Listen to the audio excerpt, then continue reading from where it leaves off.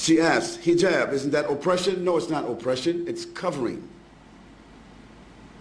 The women covering their heads or covering their bodies is not an oppression. Their husband didn't tell them to do that. Their fathers didn't tell them to do that.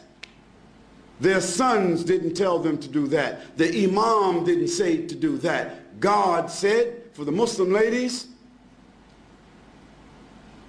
draw your clothing across your bosoms and do not allow your natural ornaments to be shown except to those within your family circle. What are the natural ornaments of women, in case you don't know what they are? Their breasts, their shapes that happen to be different than that of men, their hair, those adornments should be covered. Now, just in case Christian people don't remember, just 40 years ago, Christian women never went to church without covering their heads. It wasn't it. Isn't that true? Ask your grandmothers. And just 50 or 60 years ago, 20 years before that, a Christian woman would never come outside with a short skirt, even. Even the nuns themselves today have succumbed to modernity. Because the nuns who committed themselves to the church and a religious life, how did they dress? They're not Muslims. They covered themselves. They covered themselves with an outer garment, and nothing on them was seen except the face and the hands. So if that was accepted by Christianity, it was accepted by religion. That wasn't something just that Muslim women were told, but Jewish women, Christian women, and Muslim women were ordered to do that in their scriptures. Now the fact that the modern civilizations chose to tell women they don't have to wear that and they can wear bikinis doesn't mean that God is wrong and they are right. Now for the Muslim lady, the wearing of the hijab is a protection for her. It's a distinction for her. Yes, it is a uniform so that she will be known to be a Muslim. She would not be molested. She would not be insulted. And no need for a man to stare at her and look at her because there is nothing appearing of her that would cause any unnatural attraction. Therefore, it is more than likely she can come and go with decency and dignity, and that her natural ornaments will not create an inordinate liability for her, like so happens when you see women wearing jeans and clothing that seem as if they painted it on themselves. Now all you have to do is look at these two women and you can see the problems that exist. Now of course, it doesn't mean that every woman that doesn't cover herself completely, it doesn't mean that she's immoral, it doesn't mean that. But the Quran gives to the Muslim women what we consider to be an ounce of prevention is worth what? What is it called? An ounce of prevention is worth what? A pound of cure. So just like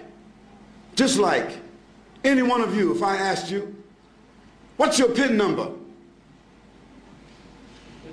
You wouldn't tell me. If I came to visit you in your house, you wouldn't have your certificates of deposit in front of me. You wouldn't have your jewels in front of me. You wouldn't have your stack of money or your savings in front of me, distributed just because I'm a friend and everything should be transparent.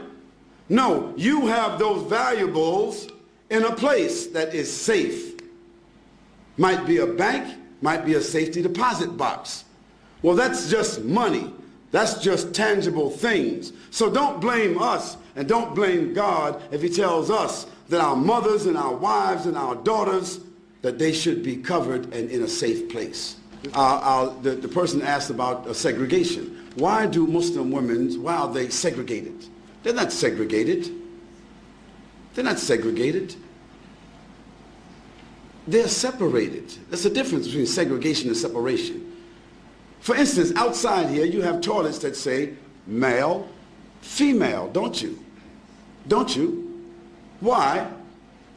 Why shouldn't there just be a toilet? Because there are sensitivities that we as moral, decent, dignified, educated people accept, that there are sensitivities and privacy that the female would like to have as opposed to just walking into an open toilet. Now maybe in Amsterdam or some other places in Europe where they just have open toilets, it's different. But in most cases in the world, in most places in the world, they select to have a male and a female toilet. Why? Because there's the inherent inclination of human beings to provide sensitivity for women and sensitivity for men. Now in Islam, for us, it's not a matter of being inherent. It is something which is God-given inspiration to do what? To separate the sexes. That means the genders. Doesn't mean absolute separation, like we can't see each other, we can't talk to each other, but generally, my wife just doesn't, I don't go to another man's house and I just sit down with his wife and dance with his wife, and he sit down and dance with my wife, and this is a matter of friendship. Bob, just drop over anytime you like. Okay? We don't do that. No, I come to visit Bob or Abdullah. Abdullah's wife comes to visit my wife. I don't socialize with his wife, and he doesn't socialize with my wife. Although there may be occasions where we eat together, our families socialize together, but generally, after boys and girls reach the age of 7, the Prophet said, even if they're brothers and sisters, separate them from the bed. And when they get to the age of menstruation and they realize another level of consciousness, then give them separate rooms. What to do what? To preserve and protect them from tendencies that human beings have, tendencies that has manifested itself in civilizations where they don't do that protection.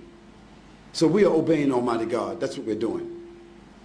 And sometimes we just have to believe what God orders us to do and benefit from the medicine. Sometimes when we don't follow what God tells us to do, then we see later on the reasons why.